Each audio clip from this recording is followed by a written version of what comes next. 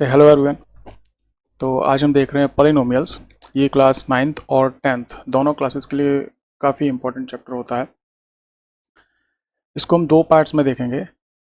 ये सारे टॉपिक्स हम फर्स्ट पार्ट में देखेंगे और ये सारे टॉपिक्स हम सेकंड पार्ट में देखेंगे। तो आज हम देखेंगे वेरिएबल्स, कांस्टेंट्स, अलजेब्रिक एक्सप्रेशंस, ये सब क्या होते हैं। ये हमने अर्लियर क्लासेस में भी पढ़ रखे हैं।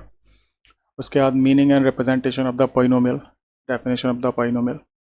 उसके बाद coefficients and terms, degree of the polynomial and types of polynomial. ये सारे टॉपिक हैं जो हम अभी कवर करेंगे। ओके, इसके बाद value of the polynomial for a given value of the variable, किसी पर्टिकुलर वैल्यू के लिए पॉलिनोमियल की वैल्यू क्या होती है। Zero of the polynomial, remainder theorem, factor theorem, factorization, ये सारे टॉपिक हम नेक्स्ट वीडियो में कवर करेंगे। Okay, so moving on.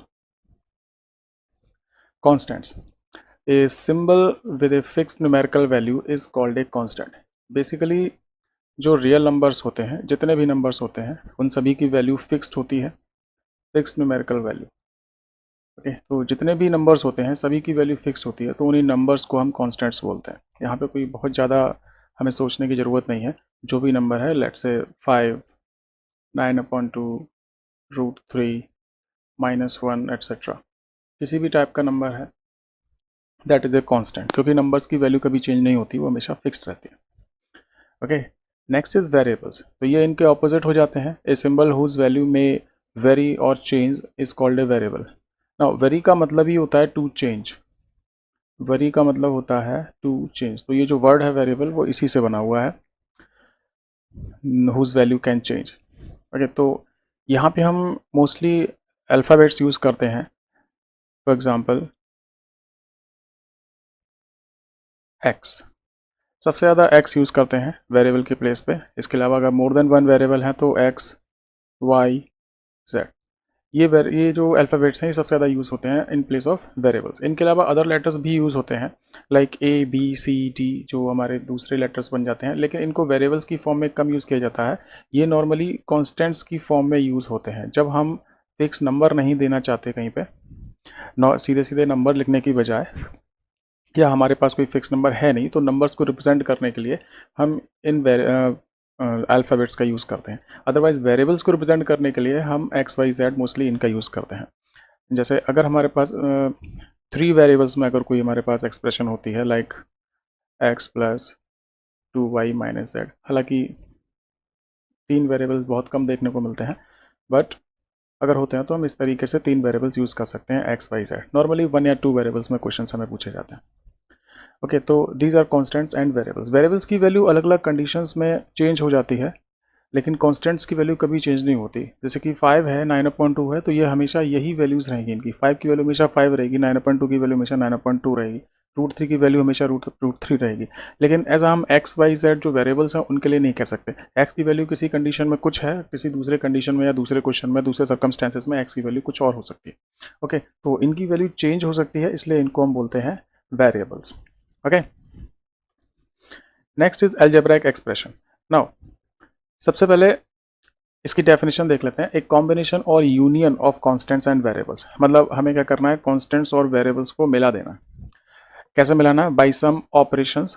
Operations का मतलब यहाँ पे हो जाता है जो सिंपल ऑपरेशंस होते हैं हमारे, लाइक एडिशन, सब्ट्रैक्शन, मल्टीप्लिकेशन, इन्हीं ऑपरेशंस की हम बात कर रहे हैं। मल्टीप्लिकेशन या फिर डिवीज़न। ओके, ये सब ऑपरेशंस होते हैं और इनके जो सिंबल्स होते हैं, लाइक प्लस, माइनस, मल्टीप्लाई और डिवीज़न, इनके जो सिंबल्स होते हैं इनको हम ऑपरेटर्स बोलते हैं। इनको हम बोलते हैं ऑपरेटर्स। ओके, तो यहाँ पे हमें कॉन्स्टेंट्स और वेरिएबल्स को मिलाना है, इनमें से कोई भी, चार में से कोई भी ऑपरेटर का इस्तेमाल करके। लाइक हमारे पास लेट्स से एक वेरिएबल है x और हम एक नंबर ले रहे हैं यहाँ पे, मतलब एक कांस्टेंट ले रहे हैं 2। ठीक है, तो अब इनसे मिला करके हम कोई भी तरीके से, एक्सप्रेशन का मतलब क्या होगा, इसको एक्सप्रेस करना है। ठीक है ना। अलजेब्राइक, ये जो वर्ड होता है, ये हमें वर्ड मिलता है फ्रॉम एन अरबिक वर्ड एल जैबर। इसका मतलब होता है रीयूनियन ऑफ ब्रोकन थिंग्स। ठीक है ना, जो चीज़ें टूट गई हैं उनका रीयूनियन करना। सिंपली हम समझ सकते हैं, इसका मतलब होता है रीयूनियन। ओके, तो यहाँ पे भी यूनियन हो रहा है, तो वही हम यहाँ पे कर रहे हैं।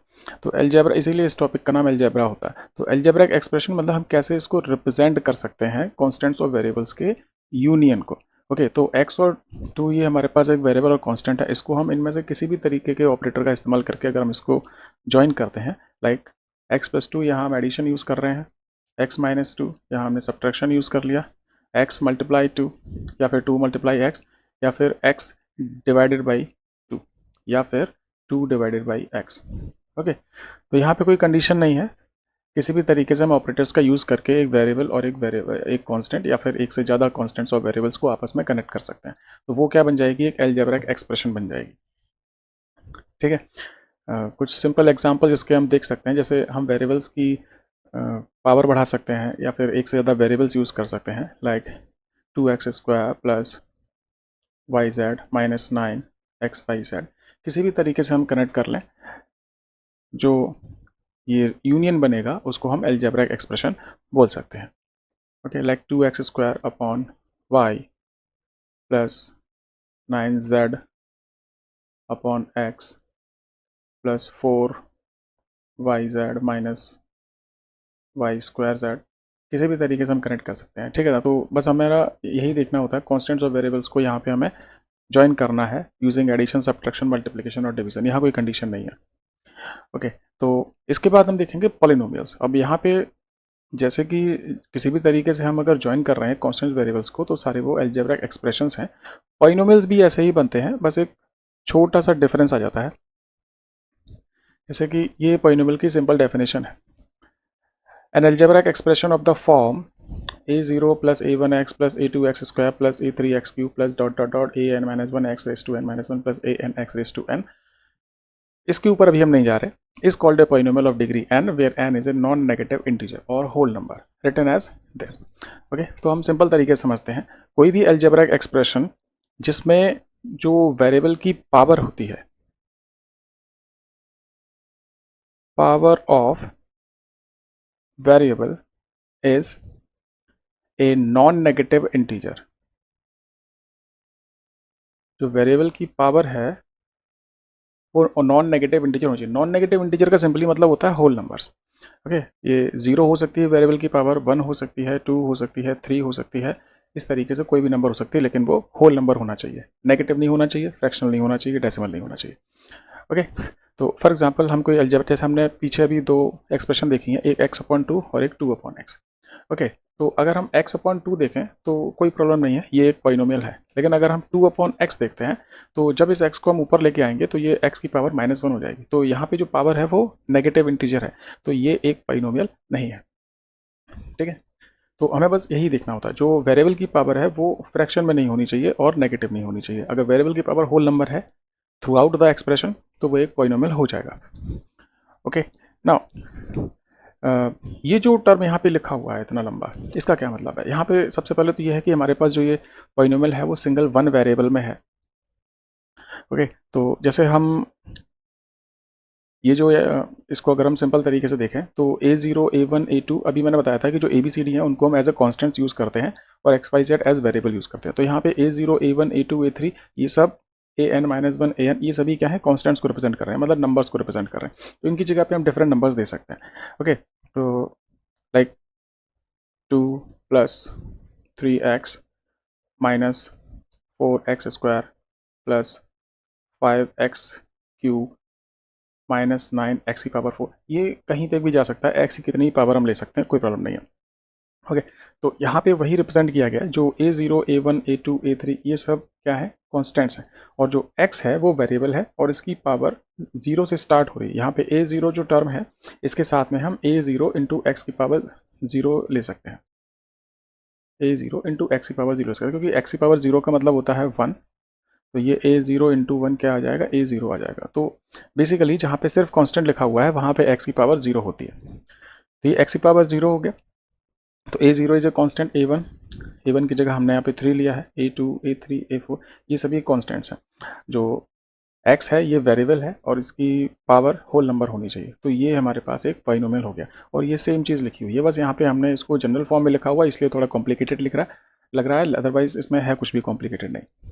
ओके, लेकिन नॉर्मली जब हम कोई पॉलिनोमियल लिखते हैं तो उसको पावर की डिक्रीजिंग ऑर्डर में लिखते हैं, ना कि इंक्रीजिंग ऑर्डर में। हालांकि हम लिख कैसे भी सकते हैं, जैसे यहाँ पे हम देखेंगे पावर एक्स की यहाँ पे 0 है, फिर 1 है, 2, 3, 4, तो ये असेंडिंग ऑर्डर में है।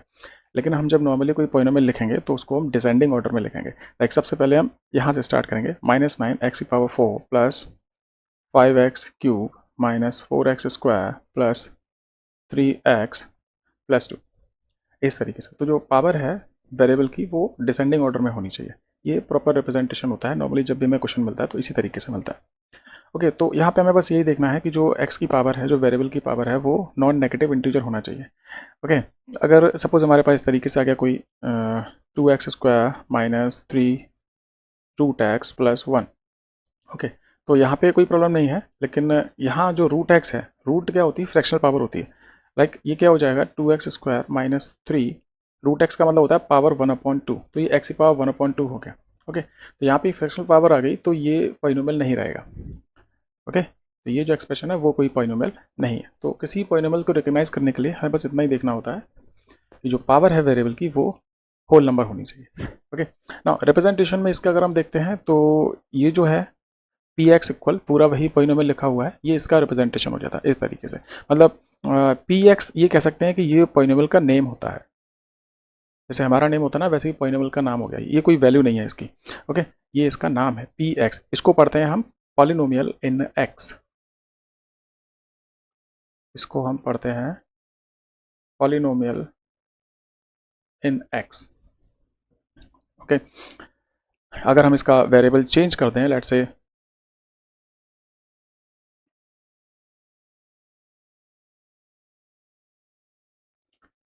अगर हम पी एक्स की जगह पे पी वाई ले लें, तो ब्रैकेट में जो लिखा होता है वो वेरिएबल होता है। तो अगर यहाँ पे पी वाई होगा तो पूरे पॉलिनोमियल में जो वेरिएबल है उसकी जगह पे वाई आ जाएगा। तो ये बन जाएगा a0 plus a1 y plus a2 y square plus a3 y cube plus dot dot dot A N y की पावर n। ठीक है ना। सिंपल अगर हम पॉलिनोमियल ले लें,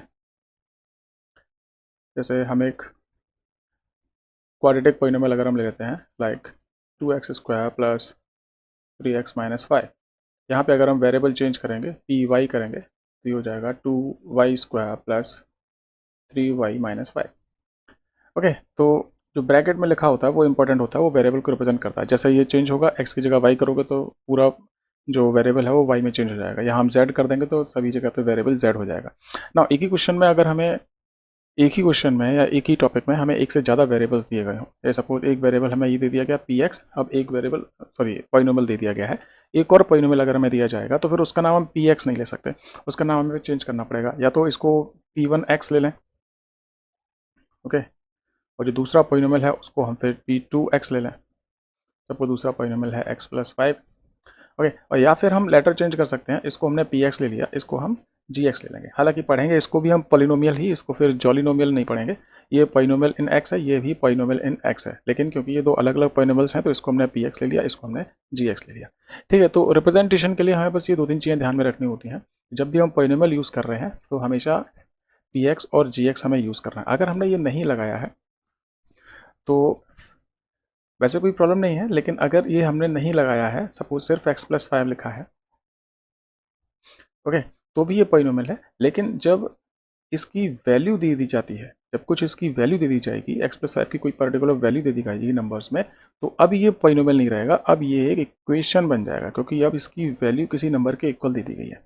ओके, तो अब ये इक्वेशन बन जाएगी। तो ये थोड़ा सा डिफरेंस होता है पॉलिनोमियल और इक्वेशन में। ये सिर्फ एक पॉलिनोमियल है, जबकि x प्लस 5 इक्वल 0 ये एक इक्वेशन है। Okay, so I hope this is clear up till now.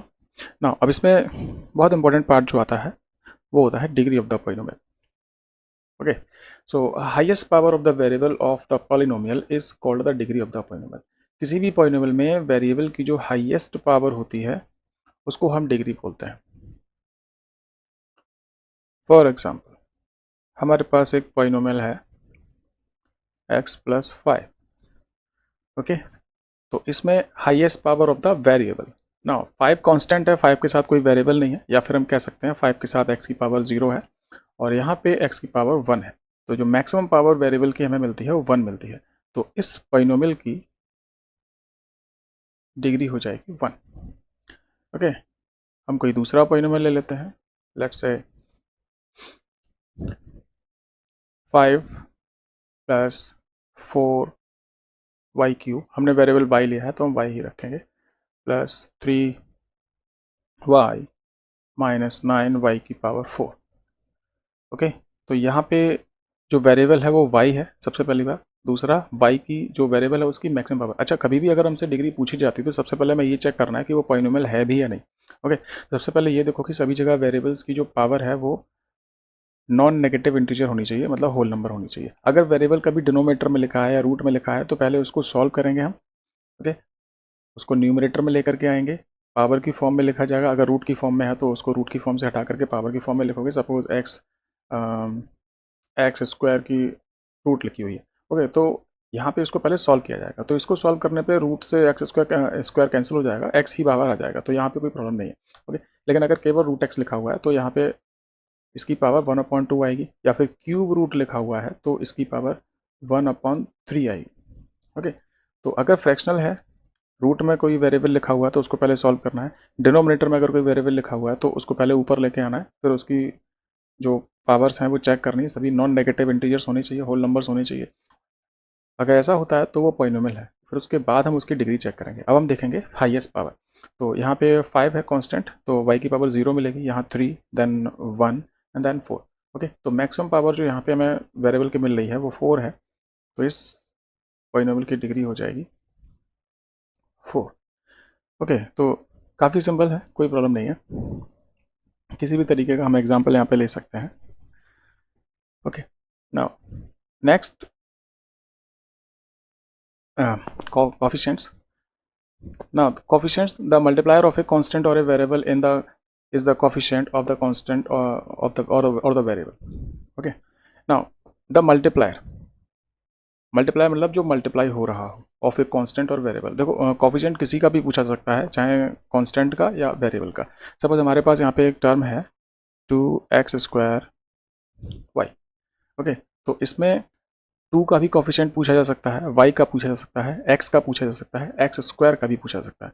Okay, अगर हम सभी के कोफिशिएंट्स यहाँ पे देखें तो 2 का कोफिशिएंट अगर हम इसमें देखेंगे तो हमें क्या चाहिए, मल्टीप्लायर चाहिए। तो 2 में जिस किसी का भी मल्टीप्लाई हो रहा है, ओके, लेट्स से यहाँ पे माइनस है तो माइनस भी काउंट किया जाएगा। तो 2 में क्या मल्टीप्लाई हो रहा है, ये -1, माइनस अकेला होता तो -1 लिखते हैं, तो -1 x² y। तो इसका जो कोफिशिएंट हमें मिलेगा वो -x² y मिलेगा। ऐसे ही अगर हम y का कोफिशिएंट निकालते हैं तो y का कोफिशिएंट हमें मिलेगा, y के साथ क्या मल्टीप्लाई में है, -2x², तो y का कोफिशिएंट हो जाएगा -2x²। अगर हम यहाँ पे -2 का कोफिशिएंट निकालते हैं तो यहाँ से -2 हट जाएगा, जिसका भी कोफिशिएंट पूछा जा रहा है उसको हटाओ, बचा हुआ जो है वो सब उसका कोफिशिएंट। तो -2 का कोफिशिएंट हो जाएगा x²y। ऐसे अगर x का कोफिशिएंट हमसे पूछा जाता है तो यहाँ से x हटाओ। अब यहाँ पे x का कोफिशिएंट और x² का कोफिशिएंट अलग अलग रहेगा। ओके, अब x का कोफिशिएंट पूछा गया है तो यहाँ से सिर्फ x को हटाया जाएगा। एक x को अगर हम यहाँ से हटाते हैं तो भी एक x बचेगा। ओके, तो x का कोफिशिएंट यहाँ पे हमें मिलेगा -2xy। ओके, ये क्या है, ये है -2 into x into x into y। Okay, तो अगर x का कोफिशिएंट पूछा गया है तो एक x हटेगी और बचा -2xy, ये x का कोफिशिएंट है। और अगर x² का कोफिशिएंट पूछा है तो दोनों x के साथ क्या मल्टीप्लाई हो रहा है, तो दोनों x हटाओ, बचा -2y। ये कोफिशिएंट का मतलब हो जाता है। तो जो भी मल्टीप्लायर है, चाहे कांस्टेंट का हो, वेरिएबल का हो, वो उसका कोफिशिएंट हो जाता है। Next is terms. Now, addition और सब्ट्रैक्शन सेपरेट टू टर्म्स। इसका मतलब ये है, अगर हम यहाँ पे किसी भी तरीके का पॉलिनोमियल लिख रहे हैं तो जब हम प्लस या माइनस लगाते हैं तो वहाँ पे टर्म्स बनते हैं, लाइक 2x प्लस वाई। चलो हमने दो अलग अलग वेरिएबल्स ले लिए, 2x प्लस वाई। ना यहाँ पे ये प्लस लगा हुआ, प्लस से पहले ये एक टर्म है और ये दूसरा टर्म है। प्लस या माइनस ही टर्म्स बना सकते हैं, मल्टीप्लाई या डिवाइड टर्म्स नहीं बना सकते। मतलब अगर y में हम किसी नंबर का मल्टीप्लाई कर दें तो यहाँ पे कोई नया टर्म नहीं बनेगा, ये वही टर्म रहेगा, पहले y था अब 5y हो गया। Okay, for example 2x² plus 3x minus 9। Okay, तो यहाँ पे 2 और x² का मल्टीप्लाई हो रहा है तो कोई प्रॉब्लम नहीं है। 3x, सपोज इसमें हमने डिवाइड भी कर दिया अपॉन 5, तो चाहे मल्टीप्लाई करें चाहे डिवाइड करें उससे कोई फर्क नहीं पड़ रहा, वो एक ही टर्म है। ओके, जब हम प्लस या माइनस करते हैं तो अलग टर्म बनते हैं। तो यहाँ पे एक टर्म ये है, एक टर्म ये है, एक टर्म ये, तो यहाँ पे 3 टर्म्स हमें मिल रहे हैं। तो सिर्फ एडिशन और सब्ट्रैक्शन जब हम एक्सप्रेशंस के बीच में डालते हैं तो वहाँ पे हमें नए टर्म्स मिलते हैं। ओके, नाउ तो अभी हमने 2 चीज़ें देखी हैं, एक टर्म्स एंड एक डिग्री। टर्म्स और डिग्री दोनों के बेसिस पे पॉलिनोमियल्स की कैटेगराइजेशन होती है। टर्म्स के बेसिस पे हमें पॉलिनोमियल्स मिलते हैं 3 तरीके के, monomials, binomials and trinomials. Now monomials का मतलब होता है ऐसे पॉलिनोमियल्स जिसमें सिर्फ एक टर्म होता है, एक टर्म होता है। फॉर एग्जांपल हमारे पास लिखा हुआ है 2x या फिर -9x², या फिर हम एक से ज़्यादा वेरिएबल्स अगर यूज़ करें तो 4xy²z। यहाँ पे हम देख रहे हैं सब सिंगल सिंगल टर्म्स हैं, एक से ज़्यादा टर्म्स नहीं है। ओके, तो सिंगल टर्म वाले जो पॉलिनोमियल्स होते हैं उनको हम बोलते हैं मोनोमियल्स। Second is binomials. तो बाइनोमियल्स में हो जाते हैं 2 terms,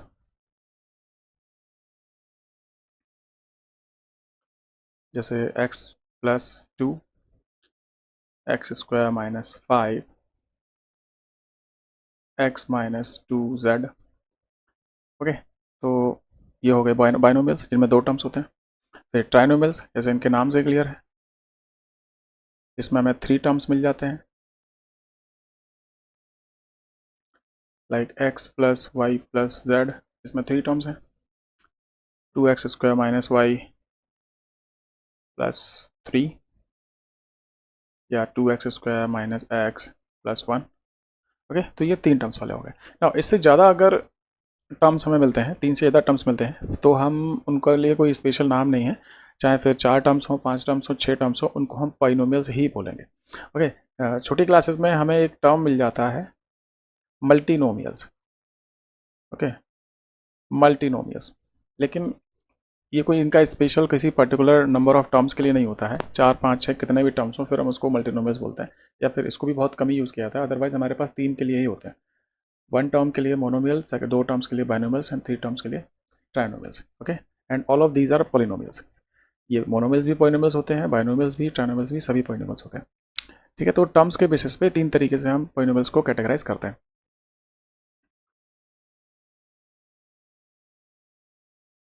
now next is types of polynomials based on the degree of the polynomial. ये सबसे इंपॉर्टेंट टॉपिक है हमारे पूरे इस वीडियो का। तो डिग्री के बेसिस पे पॉलिनोमियल्स को हम 6 तरीके से क्लासिफाई करते हैं। इनमें सबसे पहले आते हैं लीनियर पॉलिनोमियल। लीनियर पॉलिनोमियल ये सारे डिग्री के इंक्रीजिंग ऑर्डर में लिखे हुए हैं, यहाँ तक 4 तक, उसके बाद की डिग्री हम इनकी थोड़ी सी अलग होती है। लीनियर पॉलिनोमियल का मतलब हो जाता है यहाँ पे हमें डिग्री मिलती है 1। क्वाड्रेटिक पॉलिनोमियल में हमें डिग्री मिलती है 2। यहाँ पे हम मैक्सिमम पावर देखते जाएंगे। लीनियर में मैक्सिमम पावर यहाँ पे वेरिएबल की 1 है, क्वाड्रेटिक में 2 है। क्यूबिक में डिग्री हो जाती है 3 और बाई क्वाड्रेटिक में डिग्री हो जाती है 4। ओके, तो पहले हम ये 4 देख लेते हैं। नाउ डिग्री 1 और 1 वेरिएबल में हमारे पॉलिनोमियल्स रहेंगे। तो डिग्री 1 का मतलब एग्जाम्पल के फॉर्म में, ये इनकी जनरल फॉर्म है सभी की, ax+b, ax² + bx+c, ये इनकी जनरल फॉर्म है। अगर हमारे पास हम नंबर्स नहीं बता रहे हैं तो हम a b c d e f ये सब कॉन्स्टेंट्स की जगह पे यूज़ होते हैं। ना इन सभी में एक जो इम्पोर्टेंट पार्ट है वो ये है कि जो डिग्री वाला टर्म है, पहले तो हमें इसमें डिग्री वाला टर्म देखना होता है। जैसे लीनियर में डिग्री क्या होनी चाहिए, 1 होनी चाहिए। ठीक है ना, यहाँ पे हम लिख लेते हैं डिग्री 1 2 3 4। हाँ, लीनियर में जो डिग्री मिल रही है वो हमें यहाँ से मिल रही है ए एक्स से। ओके, बी के साथ एक्स की पावर 0 हम लगा सकते हैं, तो वो उतना ज़्यादा रिलेवेंट नहीं है। ए एक्स यहाँ से हमें डिग्री मिल रही है, तो डिग्री वाला जो टर्म होता है उसमें कांस्टेंट की वैल्यू 0 नहीं हो सकती। ओके, तो यहाँ पे a नॉट इक्वल टू 0, क्योंकि अगर कांस्टेंट की वैल्यू a की वैल्यू 0 हो गई तो 0 इंटू एक्स प्लस बी, अब यहाँ पे क्या बचेगा, 0 इंटू एक्स 0 हो गया, 0 प्लस बी क्या बचा, b बचा। तो अब हमारी डिग्री 1 नहीं रह गई, क्योंकि b के साथ फिर x की पावर 0 लगेगा, ना कि x की पावर 1, इसलिए डिग्री चेंज हो जाएगी। तो जो डिग्री जहाँ से हमें मिल रही है, जिस टर्म से हमें डिग्री मिलती है, मतलब हाईएस्ट पावर वाला जो टर्म होगा उसका कॉफिशिएंट 0 नहीं हो सकता। तो इनमें से किसी में भी a की वैल्यू 0 नहीं होगी। तो सेकंड ये क्वाड्रेटिक पॉलिनोमियल हो जाते हैं। इसमें भी जो a की वैल्यू है वो 0 नहीं हो सकती। अच्छा, इसका मतलब क्या है कि बाकी के जो टर्म्स हैं वो ज़ीरो हो सकते हैं। सपोज जैसे ए एक्स प्लस बी लीनियर है हमारा, तो हमारे पास एक लीनियर पोलिनोमियल है 2x प्लस 5, तो x के साथ 2 लगा हुआ है तो हमें डिग्री 1 यहाँ से मिल जाएगी। अब 5 की जगह पे अगर हमारे पास 0 आ जाता है लाइक 2x प्लस 0, तो कोई प्रॉब्लम नहीं है, केवल 2x लिखा हुआ है तो ये लीनियर पोलिनोमियल है क्योंकि हमें x की पावर 1 मिल रही है। सेम ऐसा ही क्वाड्रेटिक में भी है, like 2x square minus 5x plus 3, ये एक क्वाड्रेटिक पोलिनोमियल है क्योंकि हमें x की पावर 2 मिल रही है यहाँ पे। ठीक है, अगर यहाँ से 2x स्क्वायर माइनस 5x 3 की जगह 0 हो जाए तो कोई प्रॉब्लम नहीं है, ये अभी भी क्वाड्रेटिक पोलिनोमियल है। अगर यहाँ से 5x भी हट जाए, केवल 2x स्क्वायर लिखा हुआ है तो भी कोई प्रॉब्लम नहीं है, अभी भी ये क्वाड्रेटिक पोलिनोमियल है। ओके, तो जिस टर्म से हमें डिग्री मिल रही है वो टर्म प्रेजेंट होना चाहिए, उसका जो कोफिशिएंट है वो 0 नहीं हो सकता, एक्स स्क्वायर के साथ 0 मल्टीप्लाई नहीं हो सकता, वरना हमारा डिग्री वाला टर्म है वो खत्म हो जाएगा और डिग्री चेंज हो जाएगी। Same cubic polynomial a not equal to 0, biquadratic polynomial a not equal to 0। Okay, तो बाई क्वाड्रेटिक में डिग्री 4 होती है, क्यूबिक में डिग्री 3 होती है। तो पीछे के टर्म 0 हो जाएं कोई प्रॉब्लम नहीं है, लेकिन जो डिग्री वाले टर्म्स हैं वो 0 नहीं हो सकते। इन सभी के एग्जांपल्स जो ए बी सी डी है, इनकी जगह पे जो कॉन्स्टेंट्स हैं इनकी जगह पे हमें बस नंबर्स पुट करने हैं, हमारा एग्जाम्पल अपने आप बन जाएगा। लाइक ये क्यूबिक है तो x cube x square x, ये ऐसा ही रहेगा। ए बी सी डी की जगह पे हम नंबर्स दे सकते हैं like 2x cube minus 3x square plus 4/2x minus 9। अब ये 0 हो सकता है, ये 0 हो सकता है, ये 0 हो सकता है, सिर्फ अगर इतना अवेलेबल है हमारे पास केवल 2x क्यूब लिखा या सिर्फ x क्यूब ही लिखा हुआ है, पी एक्स इक्वल दिया गया है x क्यूब, तो भी ये क्यूबिक पॉलिनोमियल है, नो प्रॉब्लम। ओके, तो ये 4 तरीके के हमारे पॉलिनोमियल्स हो गए on the basis of degree. इसके बाद आते हैं constant polynomial and zero polynomial. Now constant polynomial जैसे कि नाम से क्लियर है, पी एक्स इक्वल्स टू के। नाउ के क्या है, के एक नंबर है, कांस्टेंट है। ओके, तो हमारे पास लिखा हुआ है पी एक्स इक्वल्स टू 5, तो ये कांस्टेंट है, तो ये हो गया एक कांस्टेंट पॉलिनोमियल। नाउ इसकी डिग्री क्या होगी, 5 के साथ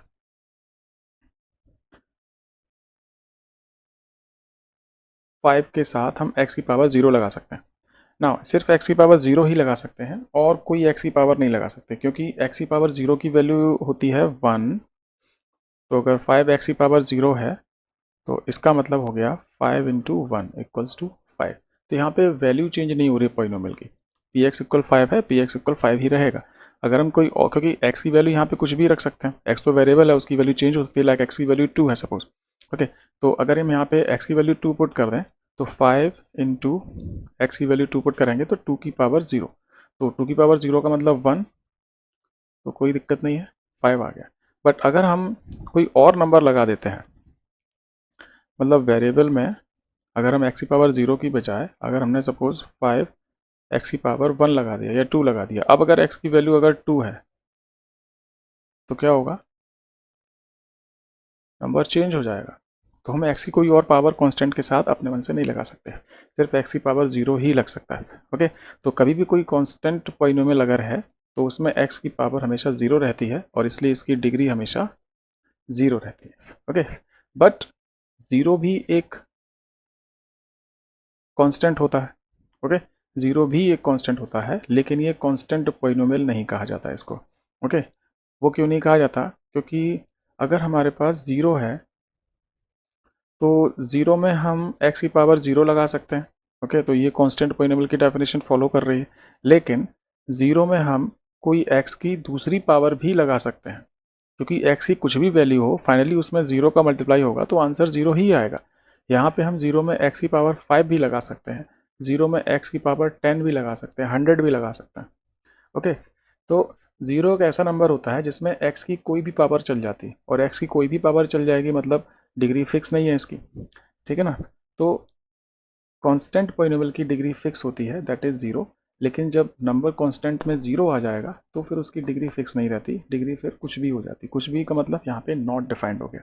ओके, तो 0 पॉलिनोमियल की डिग्री होती है नॉट डिफाइंड। नॉट डिफाइंड जैसी कोई डेफिनेशन ना हो, यहाँ पे कोई फिक्स डिग्री है ही नहीं तो हम उसको डिफाइन क्या करेंगे। ओके, और 0 पॉलिनोमियल में बस एक यही पॉलिनोमियल आता है, 0 पॉलिनोमियल। ठीक है, तो ये 6 तरीके के हमारे पॉलिनोमियल्स होते हैं on the basis of degree. तो 0 से लेकर के 4 तक हमारे डिफरेंट नेम्स चलते हैं for different degrees different names, but 4 के बाद जो डिग्री होती है, लाइक 5 डिग्री की अगर कोई पोइनोमियल है तो उसके लिए हमारे पास कोई पर्टिकुलर नेम नहीं होता, उसको फिर हम polynomial of degree 5, polynomial of degree 6 इसी तरीके से बोलेंगे। ओके, तो ये थे हमारे कुछ initial topics of the chapter polynomials. इसके आगे के जो टॉपिक्स हैं वो हम नेक्स्ट पार्ट में देखेंगे।